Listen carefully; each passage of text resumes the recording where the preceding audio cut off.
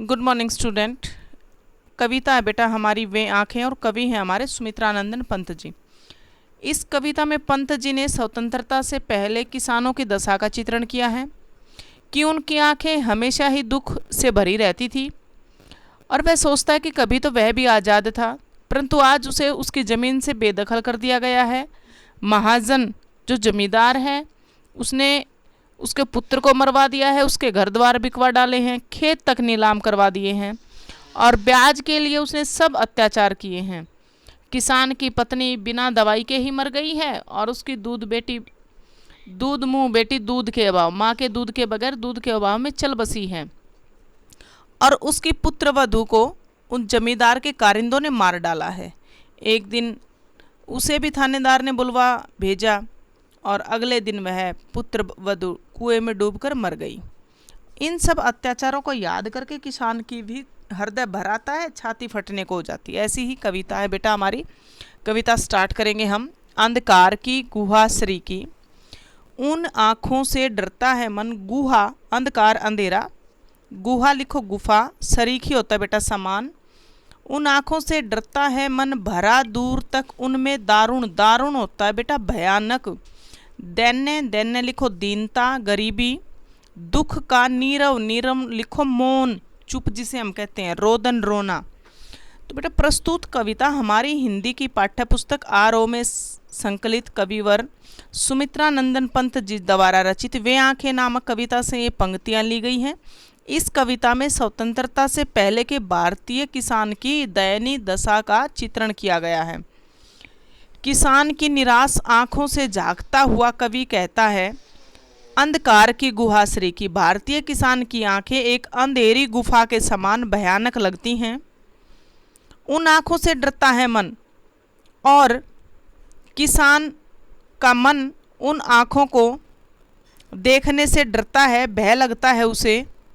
भरा दूर तक उनमें दारुण, उनमें उन आंखों में दूर तक निराशा, शोषण, पीड़ा और रोना यानी कि रुदन के सिवाय कुछ नहीं है। दैन्य दुख का नीरव मोदन, और इन आँखों में भयानक गरीबी का दुख है और उसको चुपचाप, उस गरीबी को चुपचाप सहे जाने का मौन रुदन व्याप्त है। विशेष लिखो, विशेष क्या रहा है इस पद्य भाग में। कवि ने किसान की निराश आंखों में झांकती दुर्दशा का मार्मिक चित्रण किया है। अंधकार की गुहा श्रीखी किसान की शून्य आंखों के लिए उपमा है, समान बताई गई हैं। दारुण दैन्य दुख और नीरव रोदन में अनुप्रास अलंकार है। संस्कृत निष्ठ भाषा का प्रयोग हुआ है बेटा। सेकंड स्टैंजा देखो, सेकंड पद्य देखेंगे हम। वह संविधान किसका रहा, अभिमान भरा आंखों में जिसका, भारतीय किसान कभी स्वाधीन भी था, वह कभी आज़ाद भी था, उसके पास अपना कहने को कुछ था। अभिमान भरा आंखों में इसका, छोड़ इसे मझदार आज, संसार कगार सदृश्य भय किसका। यानी कि कभी तो उसके पास भी कहने को कुछ था, जब उसकी आंखों में अभिमान भरा, उसकी आंखों में जब स्वाधीनता था, आंखों में इसका और उसकी आंखों में चमक थी, तब उसकी भी समाज में अपनी एक मान मर्यादा थी। छोड़ उसे मझदार आज, आज बीच में ही छोड़कर, जैसे कोई रेतीला किनारा टूटकर, कगार कगार होता है बेटा नदी का किनारा, मंझदार होता है बीच में ही। तो जिस प्रकार कोई रेतीला किनारा टूटकर नदी के प्रभाव में बह जाता है, आज उसका जीवन भी स्वाभिमान शून्य बनकर रह गया है। सिर्फ वो सोच ही सकता है, उसका स्वाभिमान उसके हृदय में ही रह गया है। कगार सदृश्य में उपमालंकार है। स्वाधीन किसान संसार कगार में अनुप्रास की छटा विद्यमान है। थर्ड पद्य भाग देखेंगे बेटा। लहराते वे खेत द्रगों में, द्रग होते बेटा आँख, लहराना झूमना, बेदखल अपने अधिकारों से वंचित कर देना, हस्ती थी उसके जीवन की हरियाली, उसके तृण तृण में, तृण तृण बेटा तिनका तिनका, तो बेटा वो किसान जब सोचता है तो लहराते हुए खेत दुर्गों में उस किसान की आंखों में आज भी वे लहलाते खेत झूम उठते हैं। हुआ बेदखल वह अब जिनसे जिनसे अब जमींदार ने उसे वंचित कर दिया है। हंसती थी उसके जीवन की, कभी तो उसके जीवन में भी हंसियाँ खुशहाली थी, हरियाली छाई हुई थी उसके जीवन में, उसका भी मन प्रसन्न था।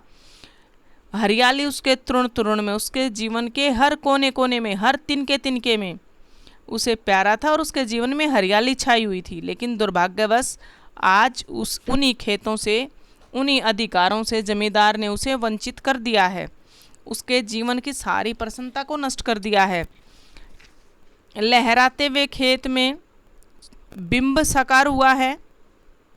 अच्छा भाई, लहराते हुए खेत हुआ बेदखल अब वह जिनसे, यानी कि सूदखोरों द्वारा, सूदखोर ब्याजखोर या जमींदारों द्वारा किसानों से उनके खेत छीन लेने का वर्णन किया गया है। जीवन की हरियाली, जीवन की हरियाली में बेटा रूपक अलंकार है, तृण तृण में पुनरुक्ति प्रकाश अलंकार है। फोर्थ स्टेंजा देखें बेटे, आंखों में ही घूमता करता वह उसकी आंखों का तारा, कारकुनी की लाठी से जो मारा गया जवानी में ही मारा। आंखों का तारा मुहावरे का प्रयोग है बेटा, बहुत प्यारा। कारकुनो लिखो सूदखोर या जमींदार के कारिंदे, बेटा उसके आदमी, जमींदार के आदमी। अब बेटा भारतीय किसान, पूरी कविता में भारतीय किसान की दैनिक दशा का चित्रण किया गया है। आंखों में ही घूमा करता वह उसकी आंखों का तारा, आंखों का तारा बेटा उसका बेटा, उसके बेटे को कहा गया है।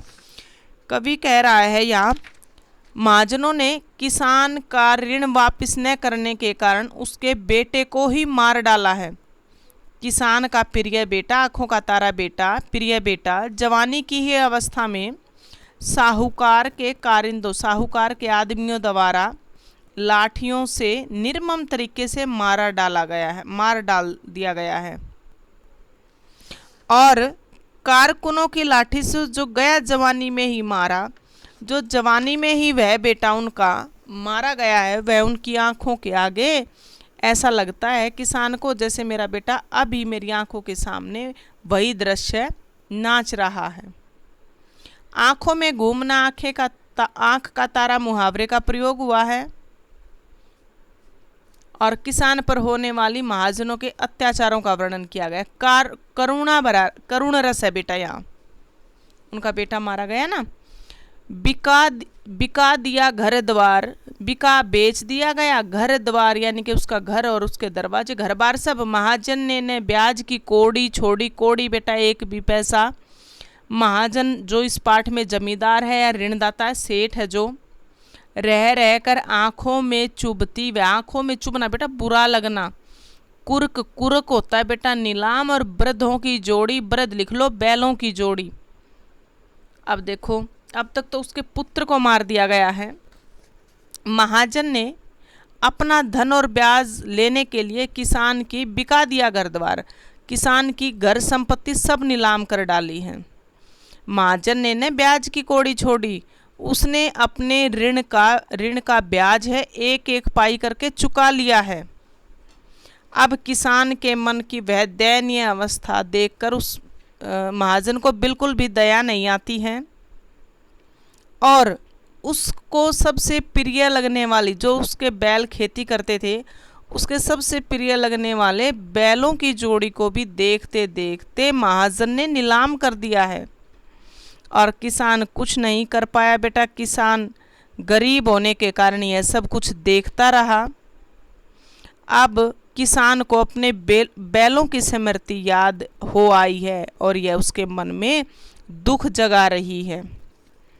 कवि ने महाजनों के अत्याचारों के नीचे पिसते हुए किसानों का वर्णन किया गया है। करुण रस का प्रयोग हुआ है। आँख में चुभना मुहावरे का प्रयोग हुआ है। घर द्वार महाजन ने की कोड़ी छोड़ी अनुप्रास अलंकार है। रह रह में पुनरुक्ति प्रकाश अलंकार है। बर्धों शब्द है बेटा जो बैलों के लिए लिया गया है। बर्धों शब्द में ग्रामीण परिवेश की सुध आ रही है, खुशबू आ रही है। थैंक यू बेटे, आज के लिए ही इतना ही वर्क रहेगा। कल से इसे 6th पद्य से आगे स्टार्ट करेंगे। थैंक यू बेटा।